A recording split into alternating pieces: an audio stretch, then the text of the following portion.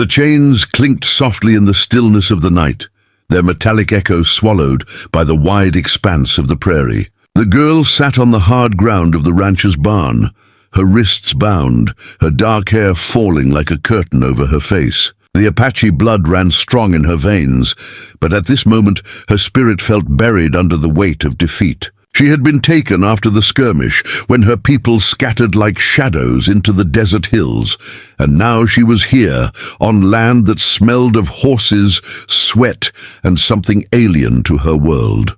She did not look up. To meet the eyes of her captors felt like surrendering something sacred she still clung to. The barn creaked as the heavy doors swung open, and boots struck the ground in a rhythm of authority. She stiffened but did not raise her gaze. She knew it was him, the one the others called the owner.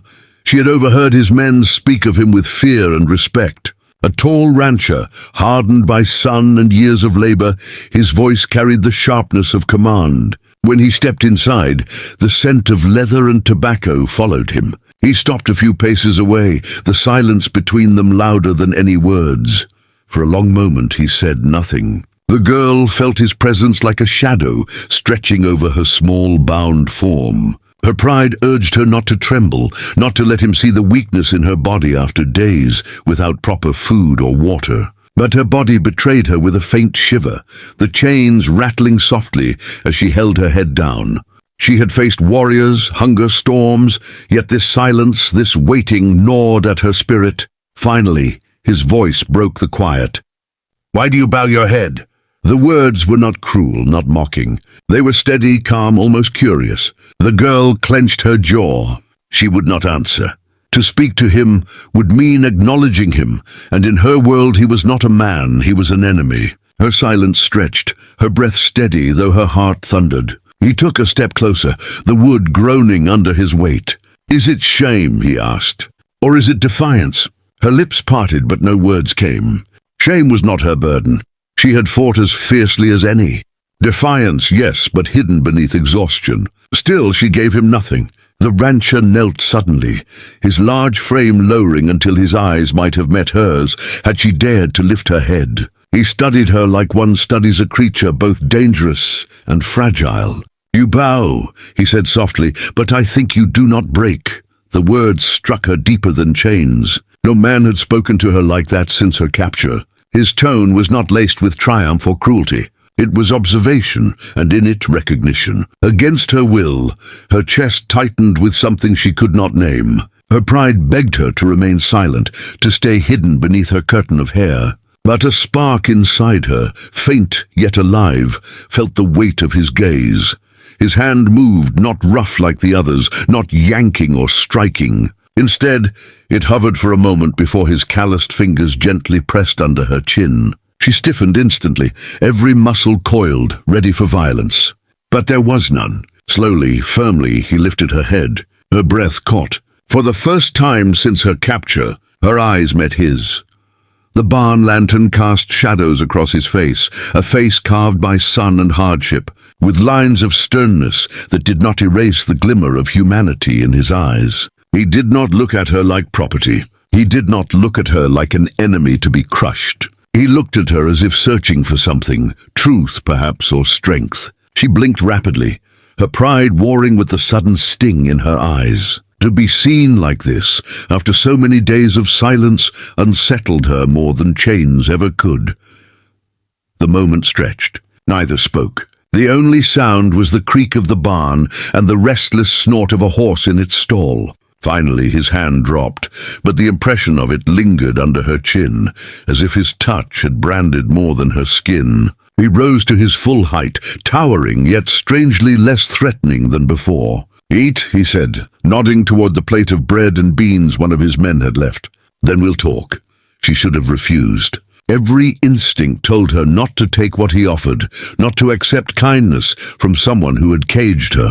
Yet her stomach knotted with hunger, and his words carried not command but permission. As the door closed behind him, she sat trembling, torn between her pride and her survival. For the first time, the chains on her wrists felt lighter, not because they had loosened, But because something in her spirit had shifted when he lifted her head, the food sat untouched for a long while, its aroma filling the barn, tugging at her hunger like claws. She told herself she would not eat, that to do so was to give him power, to acknowledge that her survival was tied to his mercy. Yet each passing moment gnawed at her resolve until her hands shook against the chains. Finally, with a sharp breath of frustration, she bent forward, grasped the bread, and took a small bite. The taste of salt and wheat, so foreign to her tongue, spread warmth through her chest. Shame pricked her pride, but her body could not deny the relief.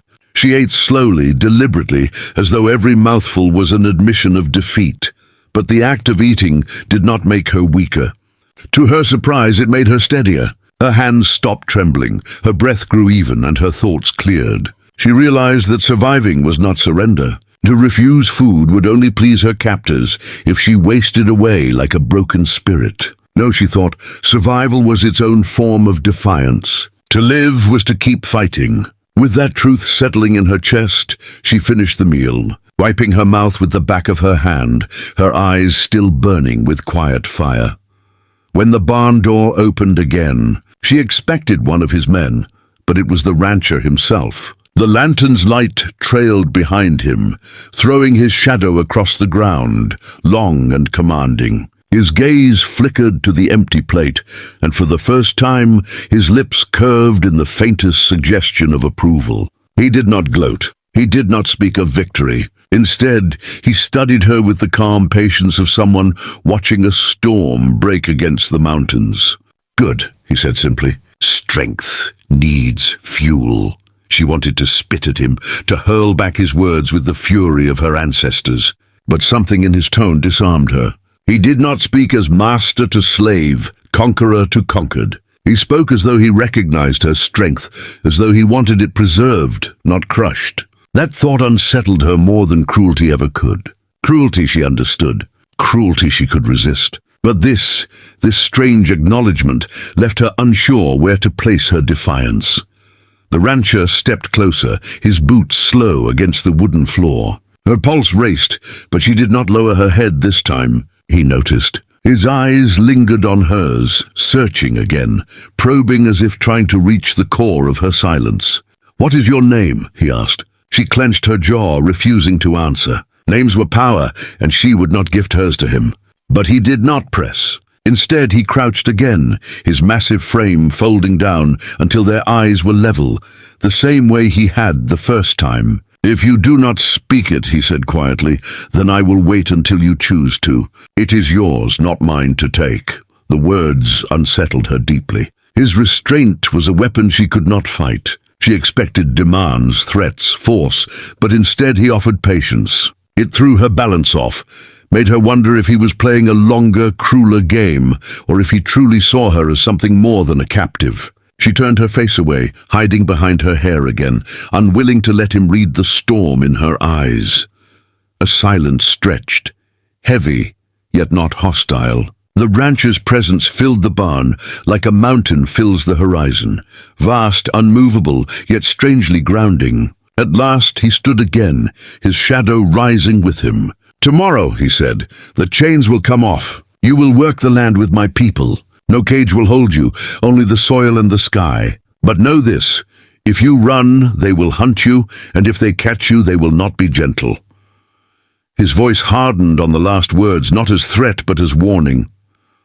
Her heart clenched. Freedom dangled like water before the thirsty, but she knew the risk. Still, the idea of stepping out from this barn, of breathing the open air again, of feeling the earth beneath her bare feet, it was temptation too sharp to ignore. She kept her expression blank, but inside her spirit stirred. Chains could not bind her forever, and perhaps tomorrow would be the beginning of her escape.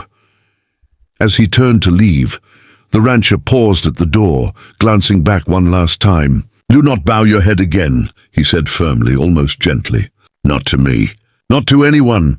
Then he stepped into the night, leaving her alone with the echo of his words. They lodged deep within her chest, igniting a strange fire she had not felt since the day of her capture. She sat there in the lantern's fading glow, her hands still bound. yet for the first time she no longer felt chained. His words, both command and gift, had lifted her in ways she could not explain.